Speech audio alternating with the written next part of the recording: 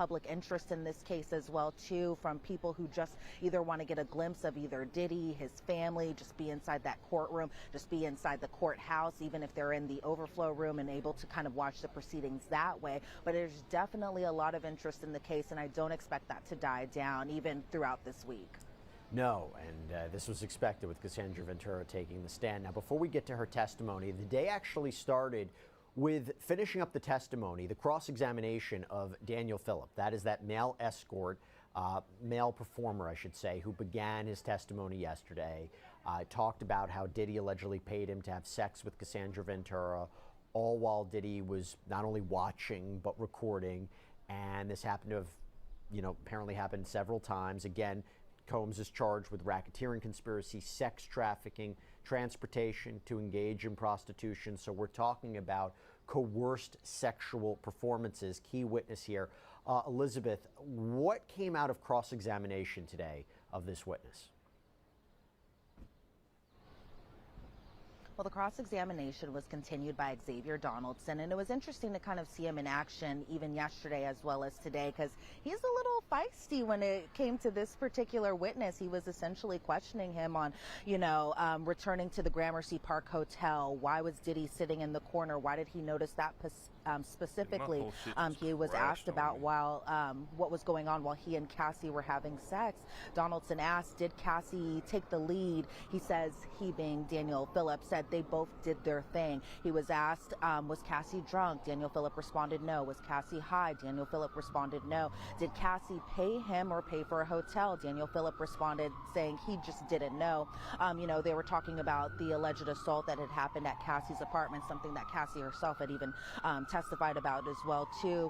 And so essentially a lot of these questions back and forth were just pretty much to kind of get clarity. There were some points in the cross-examination I was kind of like, where is this going? But maybe from the defense's perspective, they were essentially trying to make that argument that Cassie she was coherent. She wasn't under the influence of any type of drugs or alcohol when these freak-offs were occurring, or when these encounters were occurring, I should say.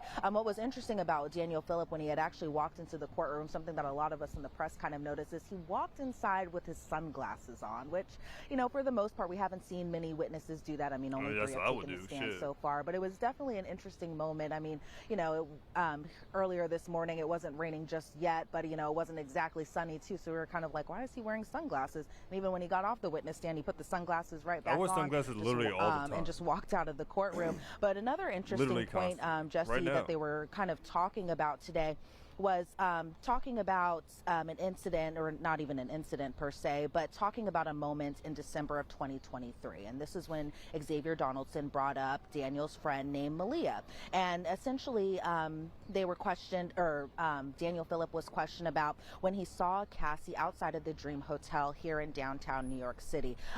Apparently Daniel Phillip had told this friend Malia about his relationship, and I put that in quotations even here in my notes, about his relationship with Cassie. Said that Cassie asked to call him later on to meet her. The defense says it was for another experience, and Phillip said no, that wasn't necessarily the case. The defense said so Cassie called for a one-on-one after she wasn't with Diddy any longer. And so then another interesting point that was brought up was just that Daniel Phillip had met with federal prosecutors in March of just this year, so just a couple months back, and they were talking about essentially kind of what one thing I kind of remember from Daniel Phillip's testimony is just kind of the way he would talk about Cassie per se. Like, for example, yesterday he had said that Cassie was one of the most beautiful women that he had ever seen. He had also said had Cassie given him a chance that he would absolutely date her. So it seems like he kind of had more on his end, more of a platonic feeling towards Cassie, especially kind of in that need to kind of protect her. So, Phillip said that, Daniel Phillip, said that he wasn't necessarily jealous seeing Diddy have sex with Cassie, but he had allegedly told federal prosecutors that he was in October 7th of 2024. And this is where a sidebar had happened. And so after the sidebar was over, Daniel Phillip was questioned again, would he feel jealous because he had liked Cassie romantically? And so Daniel Phillip said he didn't recall saying that to prosecutors. And so when the redirect happened, Maureen Comey just really kind of had to redirect all of the cross-examination, all of the back and forth, kind of back to a focus. So she asked, about Diddy directing and why that wasn't brought up necessarily. Said that Diddy had directed Cassie to give him, oral, rub baby oil on him. They were asked, Daniel Phillip was asked about money, given more money for sex, $3,800 more than he would be if he were to come over to dance, or for time, I should say.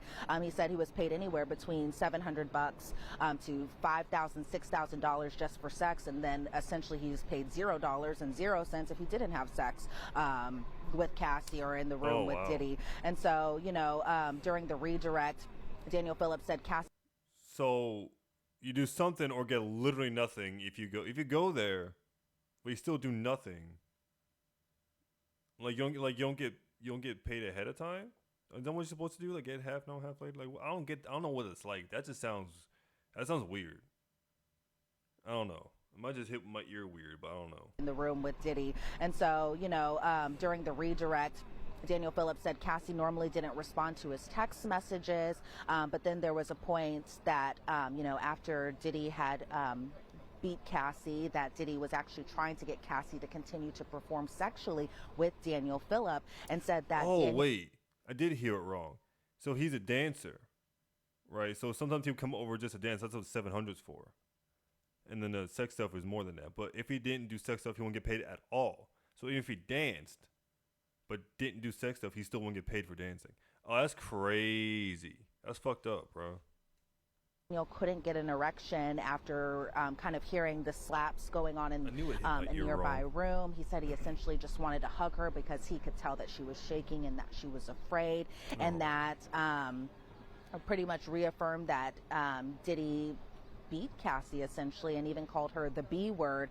And so then they were talking under the recross.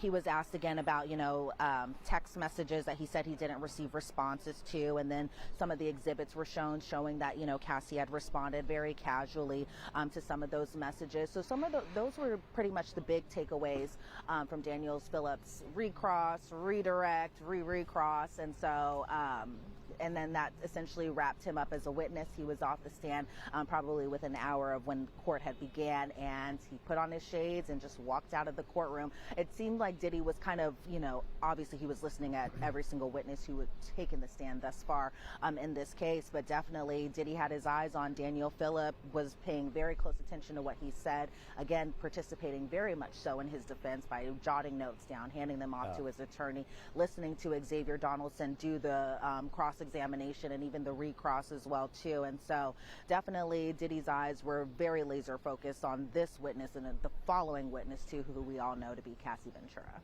Yeah, it seems to me the defense was really trying to hone in the fact, well, who paid you, $700, $6,000 an episode? Well, it was Cassandra Ventura. She was the one in control. She was the one who was enjoying this. She was a partner in what was going on and not a victim. That there was this text message, I think, that was sent to that you told them both that you love them. So it wasn't anything nefarious that was going on, that she was being forced into this criminal sexual arrangement, but she was a willing participant, and it just might be a kinky, sexy episode, but not a crime. So I kind of understand where the defense was going by ultimately cross-examining him. But now we got to talk about Cassandra Ventura. So before we even get into the substance of what she had to say, and there is a lot to get there, she walks in, okay? Tell us what the environment was like with her walking in, and how did she appear, and did she ever look at Sean Combs, either when she got on the stand, during her testimony? Did he ever look at her? Paint the picture of what that was like before we even get into the substance of what she had to say. Yeah, it was definitely a moment a lot of us were kind of expecting. We were all thinking it was going to be like a pin drop moment, but really it kind of happened within the blink of an eye of her coming in to the courtroom. So essentially, she walks inside the courtroom. She's wearing a long brown dress.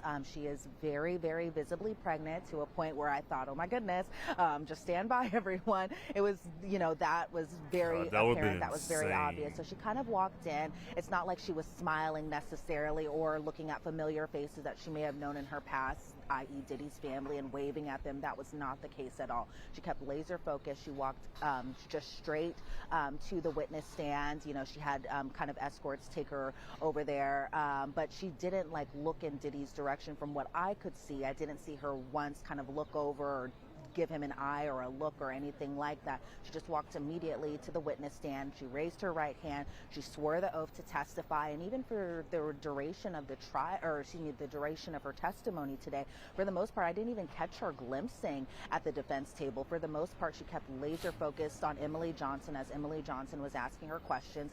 Probably the only people outside of Emily Johnson and possibly even her husband that she was eyeing in the courtroom was probably little moments at the jury, you know, when they came in back from, you know, their breaks or a quick bathroom break and that type of sort. And it was just a very kind of like faint smile. And so for the most part, from what I could see of her, it didn't seem like she kind of paid Diddy any type of mind, but you can only guess how she's feeling being inside that courtroom. Us as reporters, we're all jotting down these notes. Diddy's family's inside that courtroom listening to all of this testimony. Then you have Cassie's side of the family, who's inside that courtroom as well, that even including her husband, Alex, as well as her brother. I believe her mother was inside that courtroom as well, too, as well as Cassie's attorney, Doug Wigder. So for the most part, I didn't see her, even when she had exited the courtroom, even looking at the defense's side or anything like that. And so she was there to do what she had needed to do, and that was to testify. To me, I wasn't catching that she was there really for a reunion or any type of sorts. But it's interesting because, you know, according to the defense, the last time Diddy and Cassie were in a room together or in the same vicinity as each other was Kim Porter's memorial back in 2018. That's what the defense said in their opening statement yesterday. And so, you know, this was a moment that I'm sure she had waited for a long time, probably didn't want to be very close to giving birth or anything like that while she's taking the stand. But, you know, it's been a long time since Diddy and Cassie were in the same room with each other, let alone the same vicinity as each other. Right. So when she started testifying, dude has no good pictures. Jesus. Explain that when she first met Sean Combs and began a romantic relationship with him, it was good at first, right? I mean, talk to us about the beginning of the relationship and how she described him, because I think that's usually how it goes, ain't it? In order to understand the context, and also maybe a potentially to be used by the prosecution and potential win for the defense. Yeah, so, you know, the questioning was done by Emily Johnson. One of the first few questions that Emily Johnson had asked Cassie was, how old are you? So Cassie is now 38 years old. So I say that just in the context of when she met Diddy. She met Diddy around 2005. That was 20 years ago. The prosecution and even the defense had said that she was just 19 years old when she had met Diddy. She had said she had signed with Bad Boy in 2006, and she had signed actually a 10-album deal. She said she knew Diddy and remembered him. Well, I say Diddy, but she referred to him as Sean throughout her entire testimony. But she knew who she calls Sean as somebody who was larger than life, but didn't necessarily know too much about him personally. So, you know, the prosecution was asking, you know, when did she release her album? That was in August of 2006. But then, surprisingly, no more albums came after that. Remember, she signed a 10-album deal, yet it was only one album that was released, as well as a mixtape too. But she said, you know, after she had signed with Bad Boy, their relationship was pretty platonic, and this is when we, in the gallery, as well as the jurors too, you know, were shown photos of her and Sean together. Another photo from the 2006 BET Awards with Cassie, Kim Porter, Sean Combs, and then another friend, all just kind of posing together on what looked like to be a red carpet. She was asked about Kim Porter specifically because at this time, Kim Porter and Diddy were still technically in a relationship. They were obviously co-parenting together because they had kids together at this point. And so when asked about Kim Porter, Cassie referred to her as Diddy's or Sean Combs' ex, as well as the mother of his children. She said, you know, even after signing with Bad Boy and stuff like that, that she had seen Sean a number of times, or a few times at the clubs. They were shown the jury was shown another photo of potential witness, that being Carrie Morgan, who was Cassie's best friend around that time frame, Diddy, Cassie, and then another friend on the couch. And this was pretty important. This was from her 21st birthday, and so this was something that was definitely talked about while the prosecution was kind of establishing the foundation between Sean Combs and Cassie. And so during this birthday trip this weekend, that Diddy had actually kissed her in the bathroom, and that's pretty important because at the time they weren't romantically involved. At this time, Diddy essentially just was an executive at the record label that she had worked at, obviously that being the one he had founded, being Bad Boy Records. And so she said after he had kissed her, it was actually kind of confusing. She said she was pretty young because, again, at that time she was just 21 years old. She said she was a new artist who didn't really know the lay of the land, and she said that she was pretty naive around that time. And she said even after the kiss that she had ran out of the bathroom. And so after the two had kissed on her 21st birthday.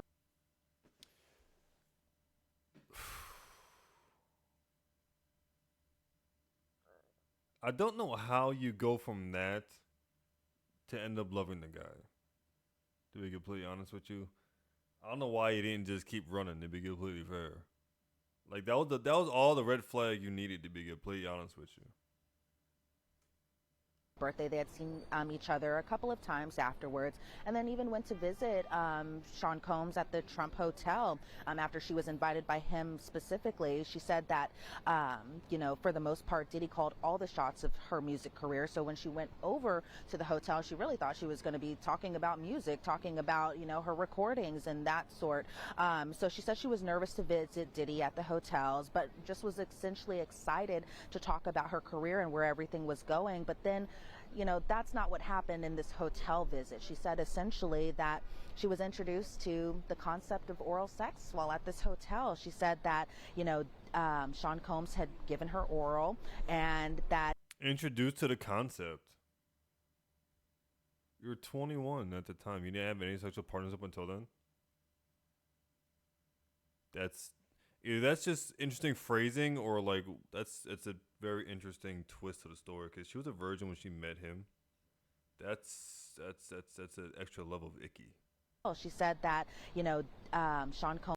That's not what happened in this hotel visit. She said essentially that she was introduced to the concept of oral sex while at this hotel. She said that Sean Combs had given her oral, and that it made her that he kind of made her feel crazy for not reciprocating that. And so she didn't do that because she said she was in a relationship at the time with somebody else. She said she felt sneaky, but she essentially just wanted to be around him because he was exciting, he was entertaining. And she said that, it made her feel kind of special because not everybody was getting that time with Sean Combs. And even just think about that time frame. This was Puffy, this was Puff Daddy, this was Diddy, this was somebody who was a big name. And so from her perspective, I can kind of see a little bit why she was a little excited to kind of go over there again under the guise that she was going to be talking about music, and that's not essentially what had happened. And then the prosecution talked about this trip to Miami, and this trip was also pretty important because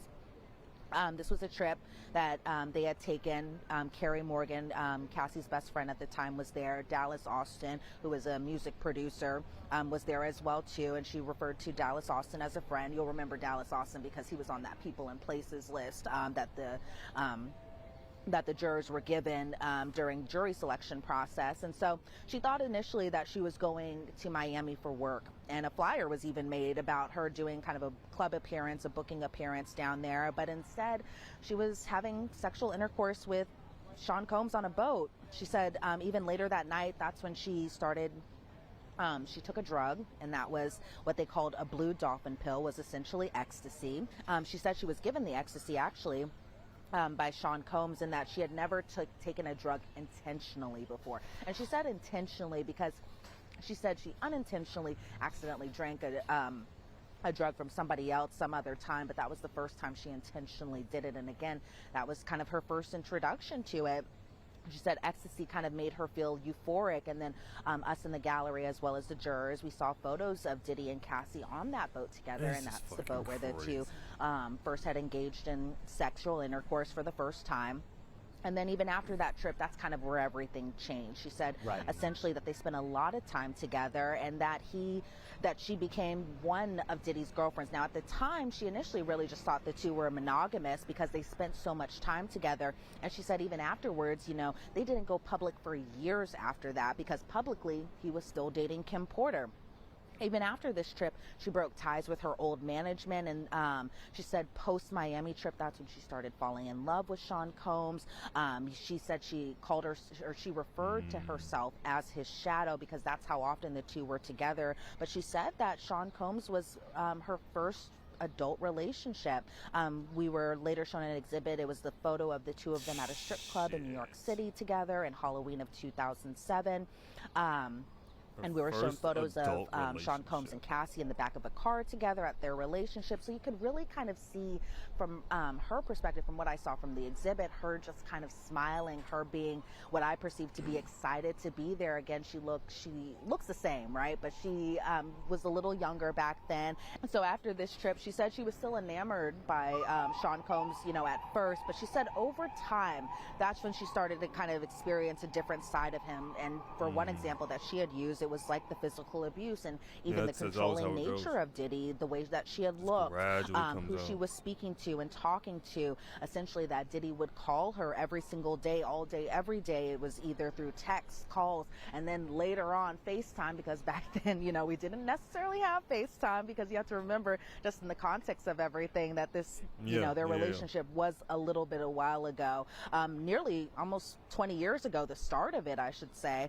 And so, you know, if there were times that she didn't answer the phone call, he would call her repeatedly. If she didn't answer the phone call, his staff would call her, and this staff included the assistants, the security.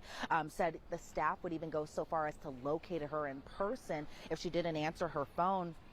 And she said that Sean Combs's or Diddy's moods impact her very greatly. She said she said when she would be abused, it wasn't really about her.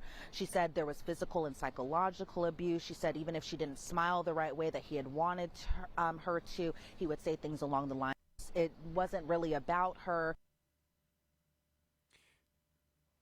She didn't have to do anything wrong for him to abuse her. He could have just been in a bad mood that day. Ooh, I hate this guy.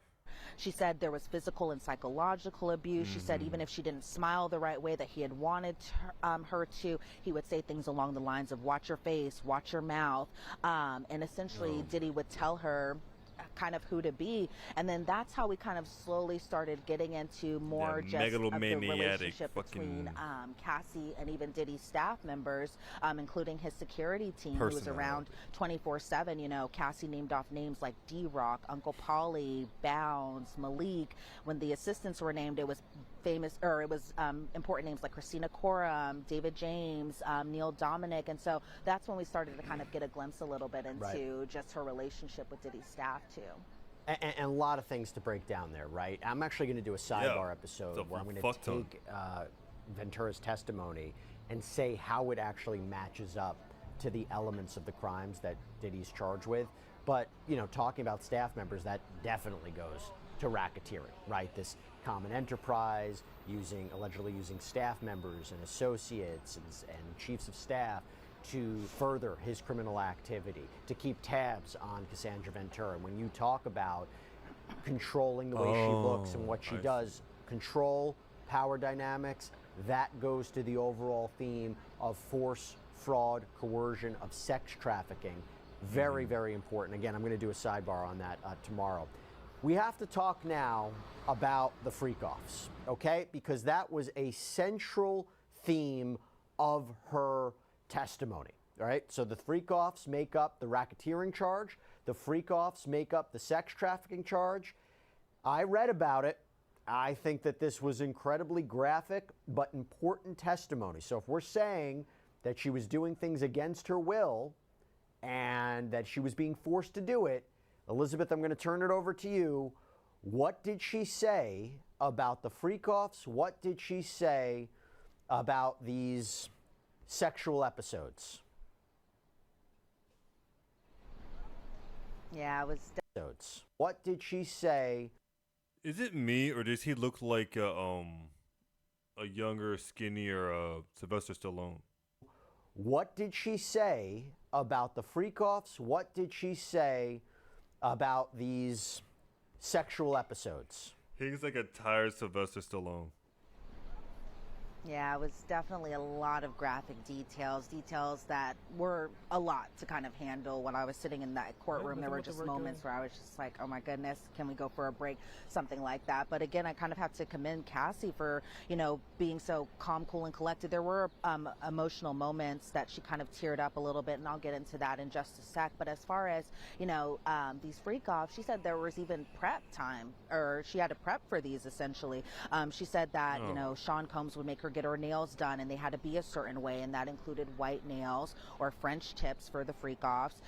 She had said that there was even discussion possibly about, breast implants as well too, that he had made comments about her physical shape, her working out, keeping up appearances. She had to get tan, she had to get waxed. So there was a lot of physical preparation when it came to just how she would appear, because according to her, Diddy controlled every aspect of it, from the way she looked, the way she talked, how she even performed within these sessions or freak-offs, because there's even a difference right there where a session was just inside the freak-off, where it was just like one moment that, this encounter would happen, then they would take a break, go on to another moment, and that might not even be the entire freak-off. She said sometimes they would do 3 or 4 sessions just in one freak-off, and so the imagery is just, it was really just a lot. And so essentially, she described it at first as, that Diddy just wanted this to kind of be a fantasy. He wanted he wanted to watch, and that Diddy introduced her to this concept of swinging. And so there was a point where, they were talking about it initially as just kind of voyeurism, where Diddy kind of would just watch. She said she was pretty shocked that he was kind of interested in this, but she said she essentially just didn't want to upset him. She said as far as the freak-offs go, that she was introduced to them in the first 6 months to a year of their relationship that they were doing this together. The other person would normally be a stranger, that being an escort or a male dancer. She was just 22 years old when she was first introduced to it, so very, very young. She said she agreed to even do it because she just wanted to make him happy. She asked why she agreed. She was asked why would she agree to do it, and Cassie at that moment said, great question. And so the first freak-off, she said, happened at his LA home in the bedroom. She said they kind of referred to this person as the first escort because she didn't remember his name, thought that he was a stripper from Vegas, knew that the escort was paid to have intercourse with her. She said during her first freak off, she took ecstasy, she drank alcohol even before it had started, something that she had even talked about in her civil claim against Combs that was later settled. They showed a photo. Didn't someone, in the previous video, someone said something about someone else was on a stand and said, was she drunk? No. Was she high? No. What the fuck? What? No, that's crazy. To the gallery just of this particular first escort, because we didn't even know his name, but it was a black man. To be fair, that does come later in this timeline. This is a recap of the whole thing. I'm ahead of schedule, right? But I need to remember when that shit happened. That shit's crazy. Because someone said, the other guy said, no, they're not gonna call her a liar. They just did call her a liar right there. That's crazy. Man, he had dreads, he had an earring in his left ear. It looked kind of like a driver's license photo, but even throughout the course of her testimony today, he was just referred to as the first escort. She said that Sean Combs would tell her to wear masks, and she wore heels during this. That Diddy kind of directed everything, including the lighting, putting the oil on the escort and vice versa. So essentially, Cassie and this escort would rub baby oil on each other. And so, I was talking before about kind of the difference between the sessions and the freak-offs. So again, those sessions were just kind of a portion of the freak-offs. But these escorts were paid thousands of dollars to do this. She said that she had to, in order to kind of do these freak-offs, she would essentially have to get high just so that way she didn't feel much. But she said that it made her feel dirty. She said that right after her first one, Diddy soon proposed another freak-off, and she felt like she couldn't say no because she didn't want to make him upset. Said that he would get angry and his moods would change if she told him no. And then And the fear after of the first abused. freak off that she had did, they started to become more frequent. And by frequent, she said that they would occur pretty much weekly, and those went on for years. She said her final freak off wasn't until 2017, 2018, which is still relatively close to this time period, kind of right now.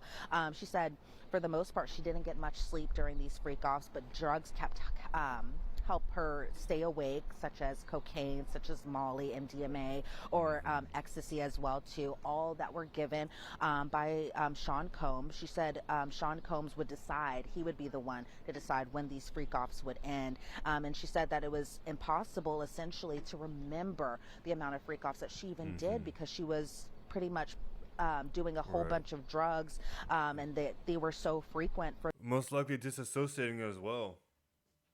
Because like when she said it became, earlier when she said it became like a job, like what do you do with a job you hate, right? You fucking disassociate.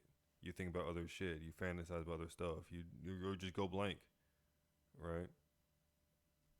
For the most part, and she said that she felt, humiliated, and that she was all that this was all that she was good for. And this was an important part in the testimony, because this was the moment that she started tearing up. She pretty much had testified that she was being objectified during this, that Diddy would get so mad that if she didn't want to participate in this, that his eyes would go black. That's how mad he would get. And she said the only part that she actually liked about the freak off was just the time that she had spent with Sean Combs, and this being this one-on-one time that the two had with each other. That's crazy. That's a crazy amount of attachment and psychological attachment you have on somebody, or control over someone, to go through all that just to spend time with you. That's insane. She said that she had wanted Sean to know that the FOs made her, or the freak offs had made her feel worthless, but essentially that Diddy dismissed her feelings. Diddy called her predictable. There was this one exhibit, an email exhibit that was shown where Cassie, her nickname under this email chain was BG standing for baby girl, and Diddy was referred to as Pop Pop, which is kind of disturbing in itself, because he was named Pop Pop after her grandfather, and she thought it was weird and disrespectful. But from Diddy's point of view, this is something crazy. What the fuck? For baby girl, and Diddy was referred to as Pop Pop, which is kind of disturbing in itself, because he was named Pop Pop after her grandfather, and she thought it was weird and disrespectful. But that is insanity. How are you gonna name yourself after your girl's granddad's nickname, who I'm sure was probably passed away at that point? That is ridiculous amount of psychological fuckery. From Diddy's point of view, this was something that he had allegedly wanted, and so the subject of this email was, "I really need to." For psychological tethering. This message from Pop Pop to baby girl said, "So who you gonna F? Want to call someone?" And so this email was around 2010, and so the response was, could you imagine getting an email like that from someone you used to know as your fucking grandfather? That is a crazy amount of psychological fuckery. That she wanted to F him, and said, "Are you crazy?" Because essentially when Diddy was receiving these messages, he just essentially assumed it was going to be for a freak off. That means other people were going to be involved. Whereas from Cassie's point of view, she was kind of making the argument that she just wanted to spend time with her partner at the time, her boyfriend at the time. And so there was kind of a back and forth just about that Cassie had wanted to talk to Diddy about something, and that Diddy had called her predictable because that she didn't want to, assuming that she didn't want to participate in these freak offs, and essentially that she said, what kind of argument is that, though? Yeah, I don't want to participate in this freak off. Predictable. Yeah, I'm still not going to do it, though. Well, what kind of, oh, you're predicted. Yes. Yeah, I can predict that future. Yeah, I'm not doing it. Fuck you mean? That from her standpoint, she didn't want Diddy to think that she didn't want to do it anymore, even though she didn't want to do it anymore, but essentially did it to make make him happy. Yes. But even throughout these freak-offs, they were talking about disguised identity, that Diddy would wear a hat, he covered his face, he wore a mask. Cassie would even wear a mask, kind of one of those masquerade masks. She would wear a wig, she would wear see-through nets, she would wear very tall heels. She kind of even made the comparison to them being kind of like stripper heels. And essentially, those were the disguise portion. The only time that they had kind of taken off the mask, taken off the disguises, was when they felt comfortable enough to do it with an escort. Because you have to remember, around this time, they were a little worried that one of these escorts could possibly be a cop. One of these escorts could possibly be somebody who would go and tell the entire world that they had done something with, Sean Combs and Cassie Ventura at the time. And so she was talking about how these freak-offs happen a lot of different places, including all of Diddy's homes except his home at Maple. Freak-offs happened in her home except her Studio City home. They had freak-offs in New York, in Miami, in Los Angeles, in Atlanta, in Turks and Caicos, in Vegas, and she named the hotels that she could remember doing these freak-offs at, because it wasn't just at Diddy's homes, it wasn't just at Cassie's homes, they were in hotels as well too, and just how the staff would kind of help provide things that they had needed for these freak-offs, such as condoms, such as Johnson & Johnson's baby oil, such as candles, such as lube, such as Astroglide. Would that be considered co-conspiring or assisting in the whole? Would that be tangentially like, hey, you guys are getting in this shit too? 'Cause I'm not sure. It might. It really might. And that essentially all the participants use baby oil. This seems like a very big preference that Diddy had kind of had. And I know a lot of people kind of make jokes about it, but, for the most part, it does seem like a prevalent thing that was... Right, maybe, right? Because if she can remember the names of the hotels, the people who run the hotels, like, I don't know if the individual staff member, they might not be working there anymore, but, like, the company themselves could possibly get some kind of something. Or at least a very, very bad look. That was very prominent in these freak-offs, and that a lot of bottles of baby oil were used, to the point she said 10 bottles were used in probably one freak-off, which is a lot of bottles baby oil for if one? you really think about it. She said, the Astroglide was used as lube as freak-off, something that she had even talked about in her civil suit against Combs. She said when they had run out of these types of supplies, that the staff would get no good more. pictures. The staff, being the assistants, would get more, or they would ask the bell desk for more at Diddy's direction. The candles were always lit. There were about 6 to 10 candles inside these rooms. There was even a point that she had mentioned that candle wax would be poured onto her. It would be poured onto Diddy.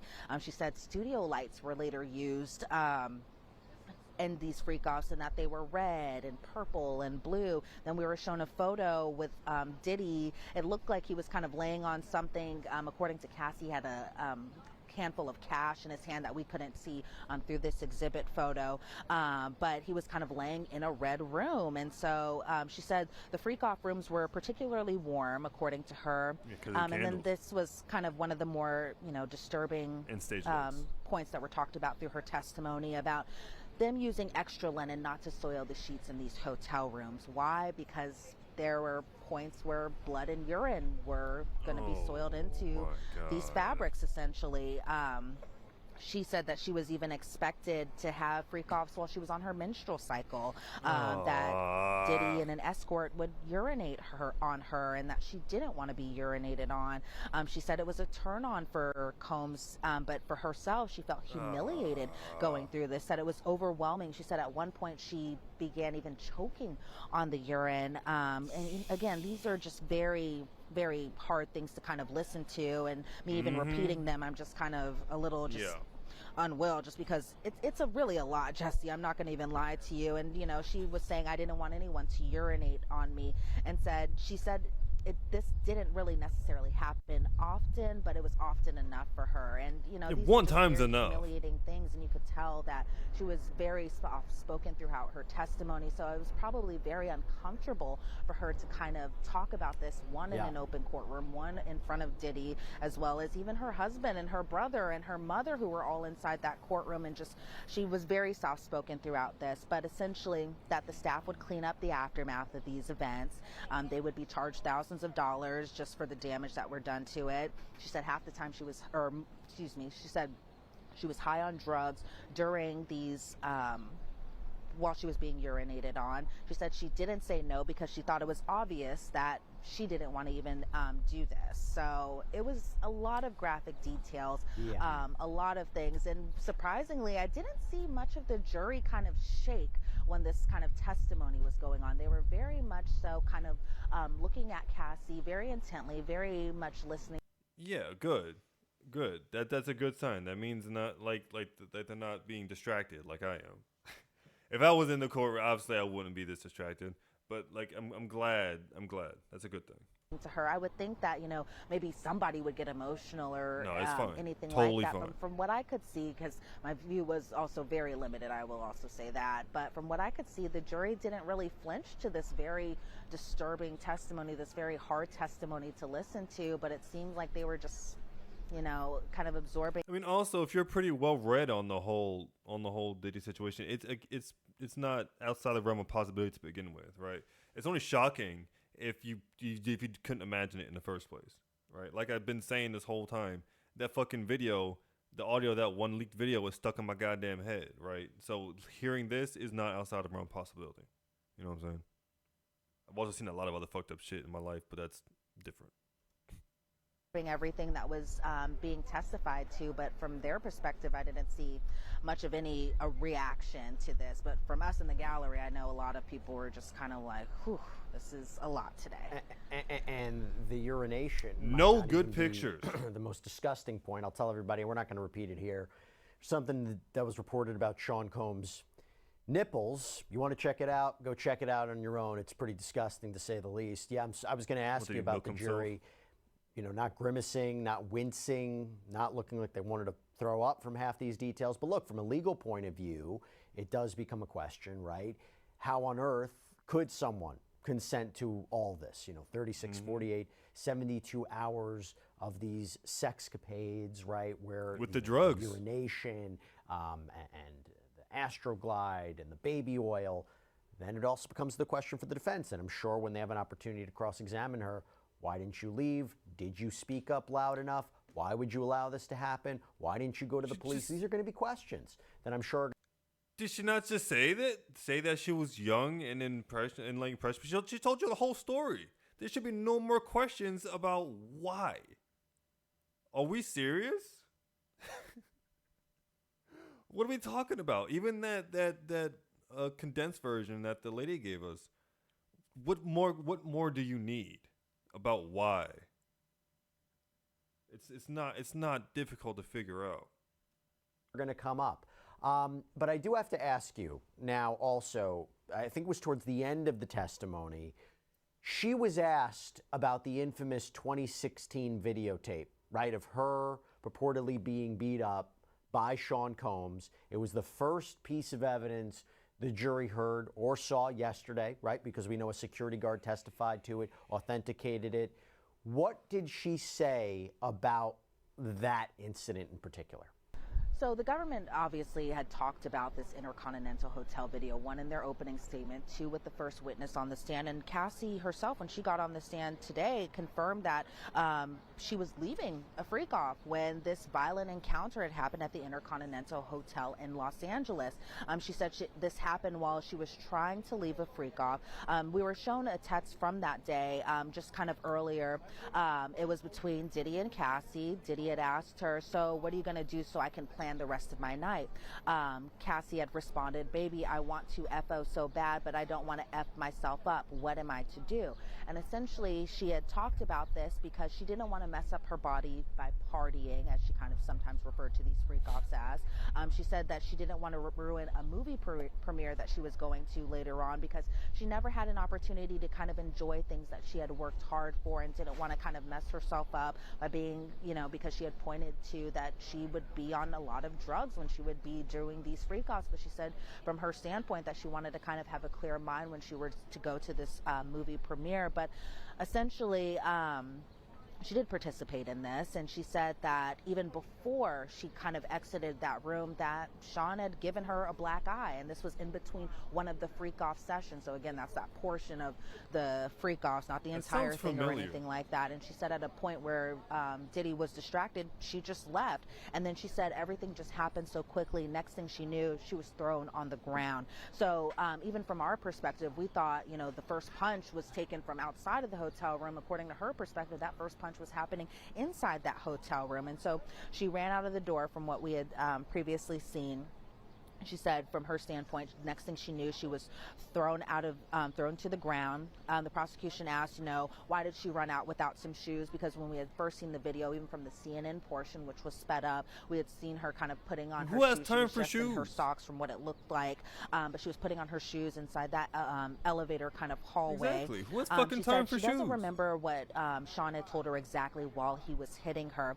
The government then played the video for her, and I was surprised at how she kept her composure just kind of while on the stand. But from her standpoint, this was just one of many physical violent encounters that she had had with Diddy while the two were together. So she confirmed that it was she and Diddy inside in that video. Said that Diddy had thrown her to the ground multiple times before. She said she stayed on the ground because we all remember kind of after that first hit that she had just kind of stayed there, just laid there on the ground. You know, just the image in my head right now, again, just it's a lot of heavy stuff today. She said she stayed on the ground because it was the safest place to be. That's fair. She said that she didn't fight back when Diddy had hit her.